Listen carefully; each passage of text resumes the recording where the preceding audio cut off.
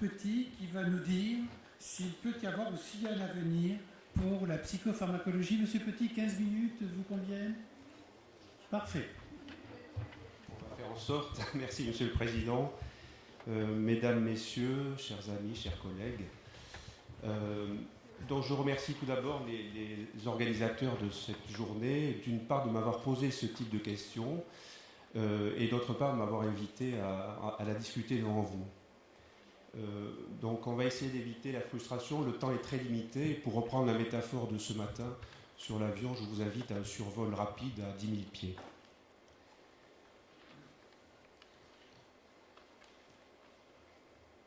Alors cette question m'a évoqué deux niveaux de réflexion.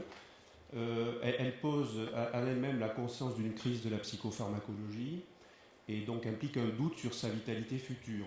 Alors on va voir ces deux aspects au long de cet exposé. Sur la crise de la psychopharmacologie, on peut penser qu'il s'agit d'une crise de désillusion par rapport, je pense, à un décalage entre des aspirations qui ont été probablement démesurées à un moment donné et souvent entretenues par des discours enchanteurs. Je parle là à un niveau scientifique et de recherche d'amour.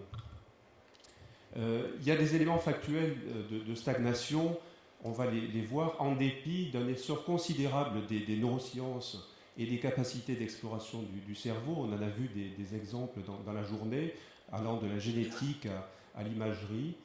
La multiplication des cibles potentielles, on a connu l'époque du séquençage du génome humain avec l'aspiration à maîtriser un ensemble de cibles qui allaient nécessairement aboutir à des innovations.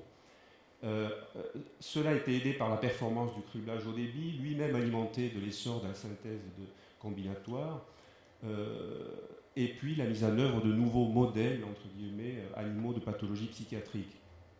Alors malgré cela, la plupart des nouvelles autorisations ont concerné soit des énantiomères de produits de médicaments racémiques, soit des métabolites actifs, soit des nouvelles formulations galéniques, soit des produits apparentés de même classe avec des différences mineures, ce qu'on appelle les MeToo. Alors, les nouveaux médicaments, bien souvent, ne se sont avérés ni supérieurs, ni plus rapidement efficaces que les anciens chefs de file. Je suis naturellement caricatural pour aller vite. Le taux de rémission sous antidépresseurs d'un épisode dépressif caractérisé n'excède pas 35 à 50% après plusieurs semaines. Je parle du taux de rémission versus un effet sous placebo qui est très proche. Et pourtant, la polymédication existe, elle est très fréquente et elle suggère donc à tout le moins le besoin de médicaments plus efficaces. Alors il y a des explications multiples qui relèvent de contraintes spécifiques. On l'a aussi discuté dans la journée. Je pense que la compréhension biologique des troubles psychiques demeure très limitée, malgré les progrès énormes accomplis. Les modèles explicatifs ne sont que très partiels.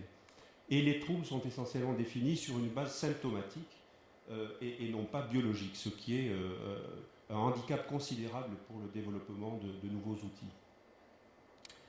Alors, la vitalité de la psychopharmacologie, ça va être le deuxième axe de mon propos. Naturellement, je pense qu'il y a une vitalité. Je vais vous montrer, faire un petit survol des quelques pistes nouvelles qui sont explorées, mais encore une fois en recherche amont.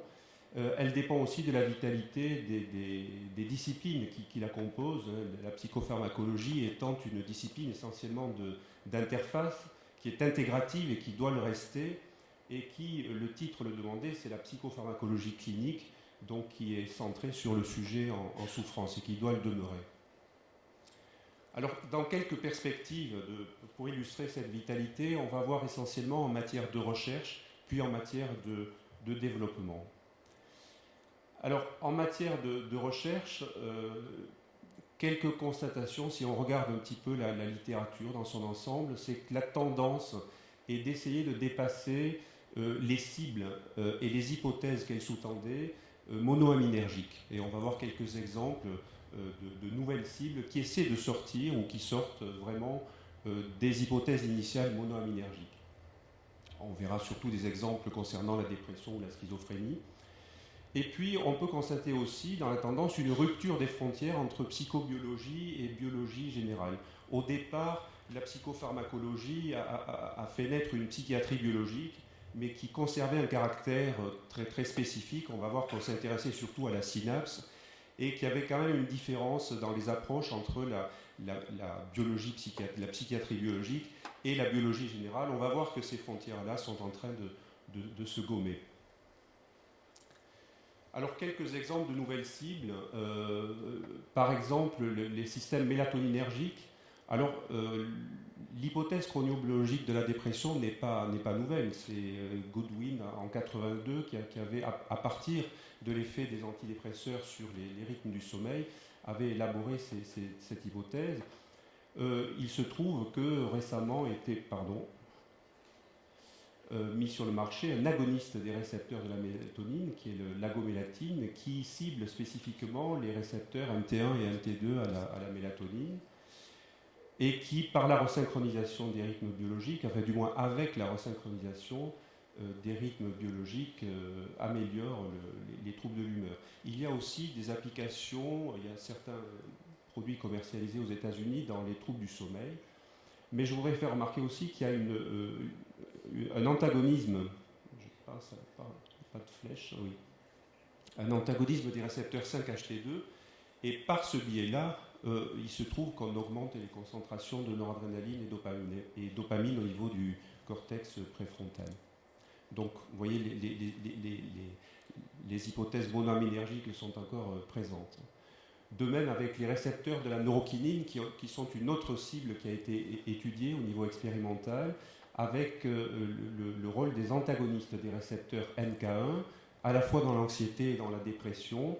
Alors avec l'idée que ces récepteurs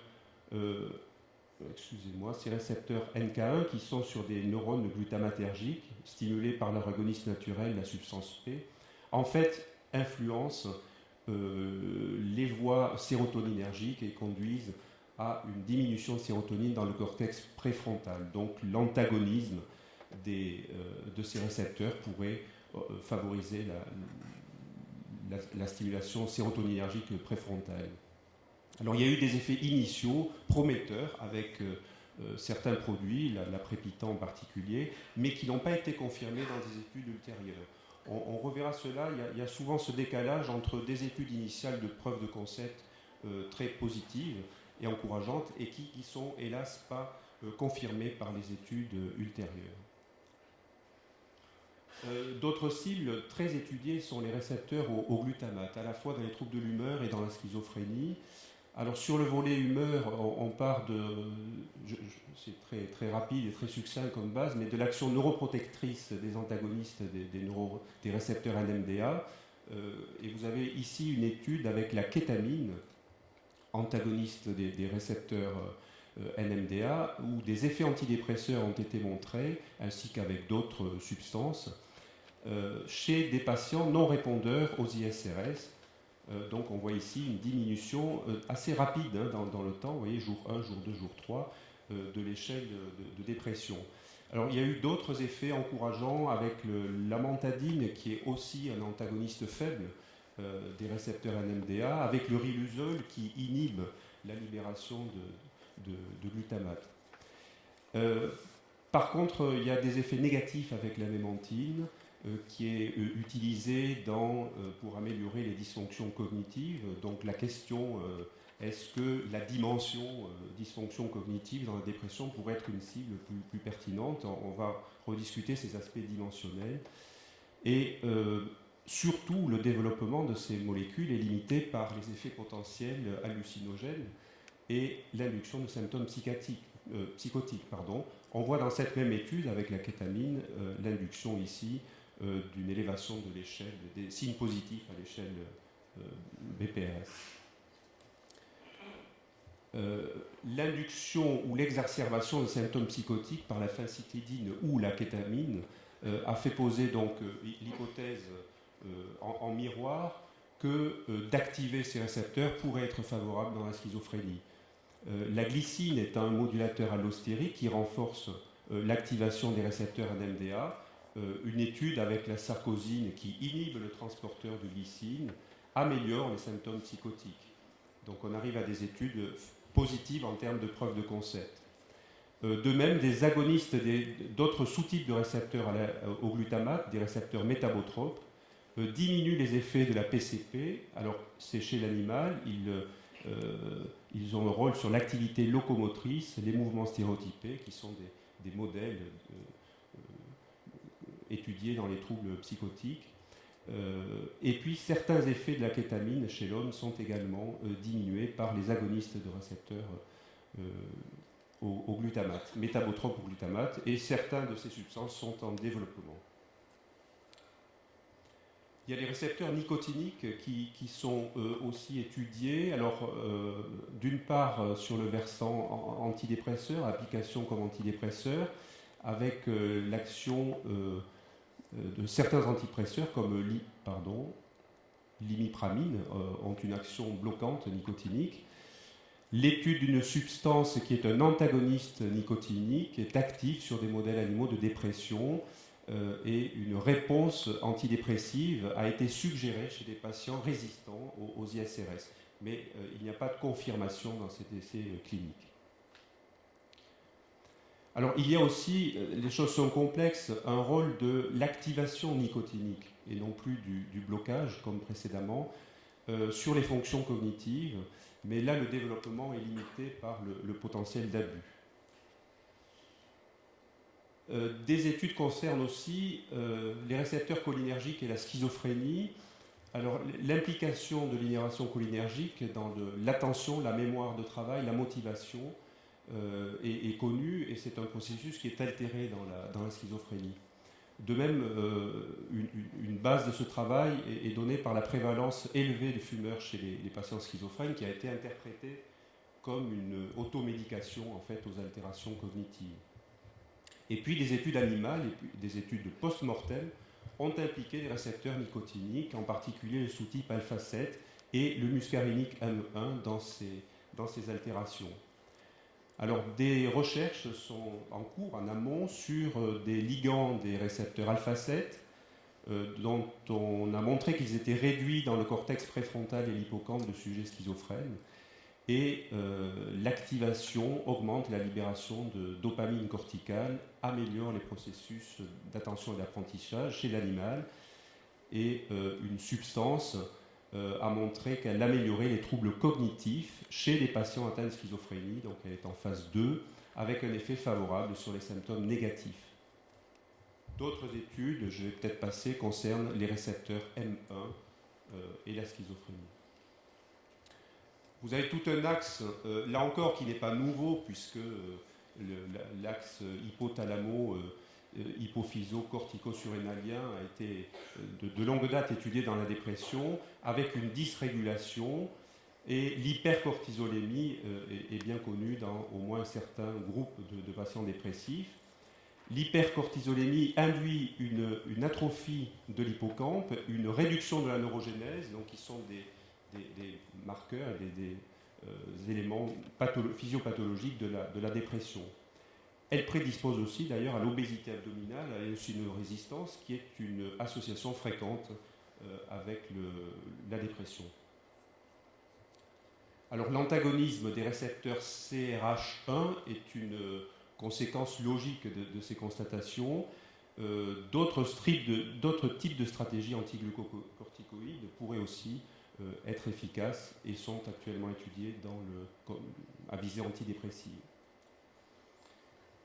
Alors, à côté de cette tentative de sortir des voies monoaminergiques, il y a un autre mouvement qui est de descendre au plus profond de la cellule et de passer de la synapse, en fait, à la signalisation intracellulaire, puis on le verra au noyau. Alors, une cible qui est très très étudiée actuellement, c'est la glycogène synthase kinase 3, dont l'intérêt en psychopharmacologie est venu de la démonstration que le lithium, qui est un thymorégulateur, inhibe cette enzyme. Donc une quantité considérable de travaux a concerné cette cible. Et un inhibiteur de GSK3 a montré des effets de type, en effet, antidépresseur alors chez l'animal, dans les tests de nage forcé, et également antimaniaque dans un modèle d'hyperactivité induite par l'amphétamine. Cette cible est aussi impliquée dans la schizophrénie et elle est concernée par le récepteur dopaminergique D2. Brièvement, on a montré que l'AKT, qui est une protéine kinase juste en amont du GSK3, il y avait un polymorphisme de ce gène qui était associé à la schizophrénie. Et AKT est inactivé par une protéine phosphatase recrutée par cet élément-là, la bêta-arrestine, qui est mis en jeu par l'activation dopaminergique. Et donc en bloquant par des antipsychotiques le récepteur D2, on a également une influence sur GSK3. Le niveau de GSK3 phosphorylé, qui est inactif, est diminué dans le cortex frontal de sujets schizophrènes. Donc il y a un faisceau d'arguments qui justifie de s'intéresser à cette cible. Alors cette cible est éminemment complexe et c'est là où on sort de la psychopharmacologie. Elle est étudiée partout.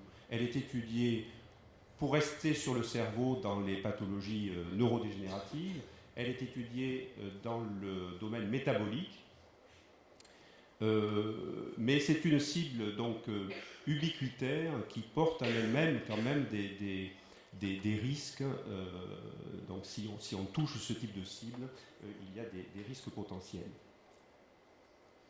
Alors les modifications épigénétiques sont également, là on est dans le noyau, un intérêt important actuellement en psychopharmacologie, et notamment on a parlé de la méthylation de l'ADN. Là je vais parler de l'acétylation des histones, avec une étude récente qui montre que des inhibiteurs de l'histone déacétylase, donc qui augmentent l'acétylation de l'histone, qui est un mécanisme de modification épigénétique, en fait se comportent comme des antidépresseurs dans des modèles animaux, au niveau de l'interaction sociale qui est diminuée chez les animaux dans le modèle de dépression et qui est rétablie par ces substances. Et de même, le test de nage forcé, qui est bien connu, on rétablit un profil de type antidépresseur en modifiant donc cette enzyme-là, avec des modifications géniques par rapport au sujet contrôle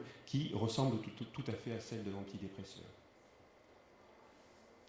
Voilà, je vais sauter sur passer rapidement sur les aspects d'immunopharmacologie pour montrer là encore qu'il y a beaucoup moins de spécificité de la psychopharmacologie et que la médicalisation et la suppression des frontières entre biologie et psychopharmacologie est quelque chose de très vivant en ce moment.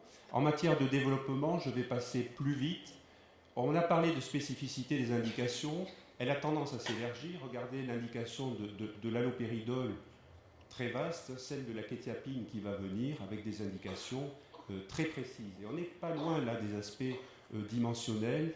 Donc les nouvelles, il y a des nouvelles entités donc de type dimension syndromique qui sont validées en tant que cible clinique par la FDA. Il y a actuellement des réflexions à la FDA pour valider certaines cibles cliniques qui se rapprochent de l'aspect dimensionnel. Donc ça, c'est un pas intéressant. Je passerai sur la diversité des populations d'études qui mènerait à beaucoup de questions, sur la complexité des protocoles, et pour donner juste un mot sur l'utilisation de biomarqueurs, qui est un enjeu d'avenir très très important.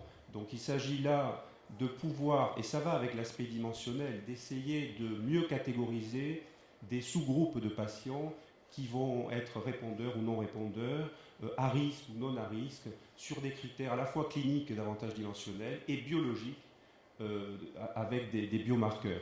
Alors les biomarqueurs, ce n'est pas nouveau. En pharmacologie, on en connaît qui modifient la pharmacocinétique des médicaments. Il y a des biomarqueurs de toxicité, des biomarqueurs pharmacodynamiques, notamment génétiques, notamment sur l'allèle du transporteur de la sérotonine et certaines réponses aux antidépresseurs. Donc on commence à voir des études qui laissent espérer la disposition de biomarqueurs.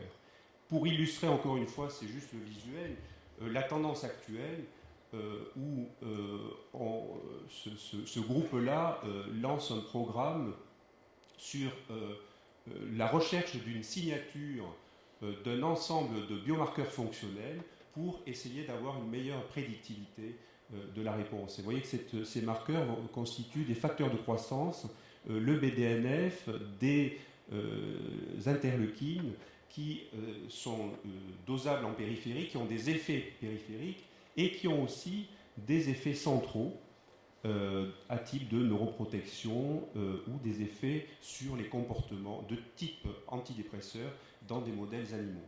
Donc vous voyez que là, il y a plus de, si ce n'est la barrière hémato-encéphalique, plus de séparation entre la psychopharmacologie et la pharmacologie métabolique.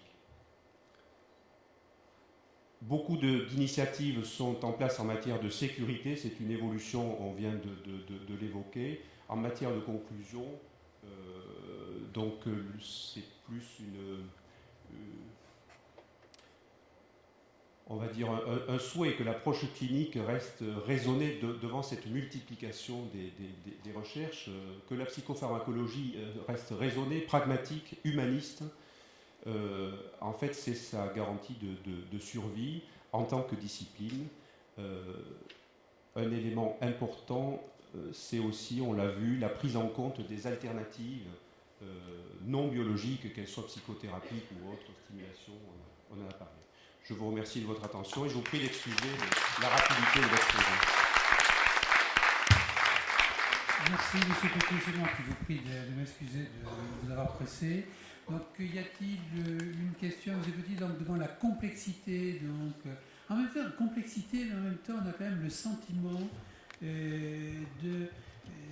fond, par exemple, vous citiez les antirécepteurs glucocorticoïdes, on a le sentiment que c'est quand même une hypothèse ou une piste qui n'arrive pas véritablement à voir le jour. Comme on voit la difficulté. Oui. Alors, c'est tout à fait. Ce sont des pistes, j'ai souligné au passage pour certaines, qui ne sont pas nouvelles. Tout à fait. Les récepteurs glucocorticoïdes, je veux dire, c'est très ancien.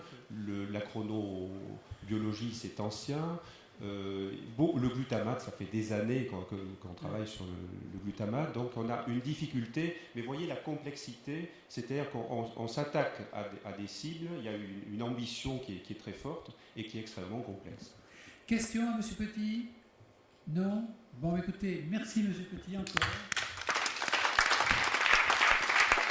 Alors, peut-être en guise de conclusion, très rapidement,